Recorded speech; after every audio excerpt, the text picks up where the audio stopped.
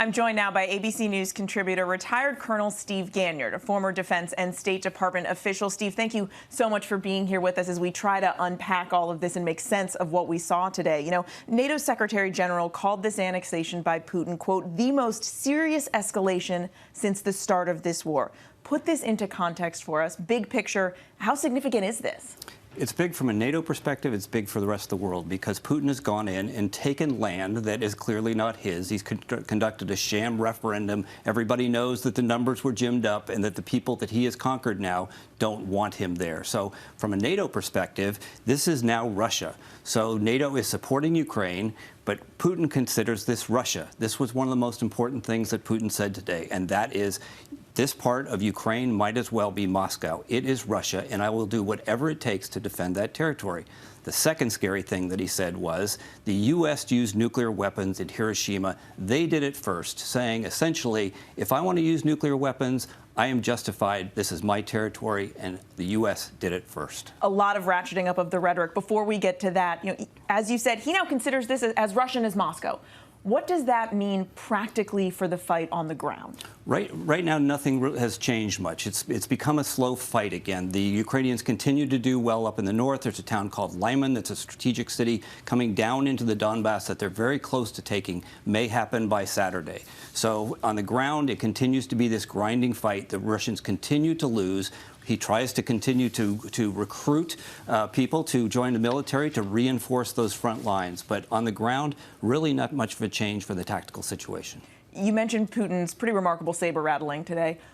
Is this just talk? Should we consider it just talk? Or is this more than that? Does the U.S. need to be considering this more seriously? The U.S. has said, well, it's a bluff. But a bluff is when somebody... He says he's not bluffing, right? Right. He says he's not bluffing. If the U.S. considers a bluff is when somebody has no intention of using it. I think that he does have intention to be using that. I'm not saying he will, but I do think that the risk of a nuclear weapon being used has probably gone from about 10% 2 weeks ago to somewhere up around 25. The Russian military routinely war games with nuclear weapons. They don't consider it a strategic kind of weapon the way the West and any nuclear country uses. So for them, it's just a bigger boom on the battlefield, but for the rest of the world, it's a horrifying step towards Armageddon.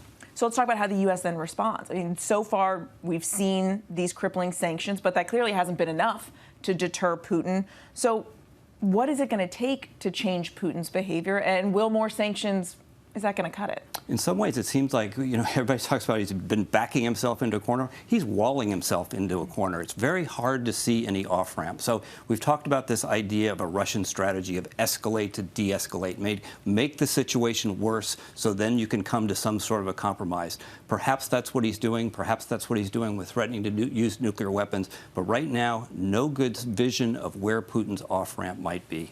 No good off-ramp right now, but what we are seeing on the ground, of course, are thousands of Russians fleeing. I mean, we've all seen these videos. They're responding to Putin's draft. Now, what's Putin standing right now in his own country? I mean, is there any real threat to him being able to keep his own people behind him on this? To be determined. Time needs to play out. Obviously, he's losing some public support. If you looked at that rally in the public square today, where he was yelling Russia, Russia, Russia, and everybody's over 70 and they're kind of waving flags half-heartedly. So, is everybody behind him? Does everybody believe that this war needs to go to the degree of conscription that he's going to have to win on the battlefield? Hard to say, but he has certainly put himself into a place where he cannot afford to lose, or his political and physical future will be in jeopardy. And on the Ukrainian side, of course, we saw President Zelensky today apply for fast-track NATO membership. Give us a reality check on that. I mean, what is the chance that that NATO application moves forward? You know, does that sort of threaten wider conflict here? Remember that Putin went into Ukraine to prevent Ukraine from getting closer to the West. So this is the worst outcome. It's what Putin didn't want to happen. He has Finland join the NATO. He has Sweden join NATO. He has Ukraine talking about joining the EU, which would actually be to their benefit. And now he has them applying for NATO membership. So everything that he did to try and go in and conquer and reestablish that Russian empire has now gone wrong. Yeah, Russia's hopes that this would somehow splinter the West certainly have not come to fruition. Quite the opposite. So far. Let's wait and see what happens with a very cold winter and how the Europeans continue to support this war. Colonel Steve Ganyard, thank you very much, as always, for helping us make sense of all of this. We shall see what happens. Hi, everyone. George Stephanopoulos here. Thanks for checking out the ABC News YouTube channel. If you'd like to get more videos, show highlights, and watch live event coverage, click on the right over here to subscribe to our channel. And don't forget to download the ABC News app for breaking news alerts. Thanks for watching.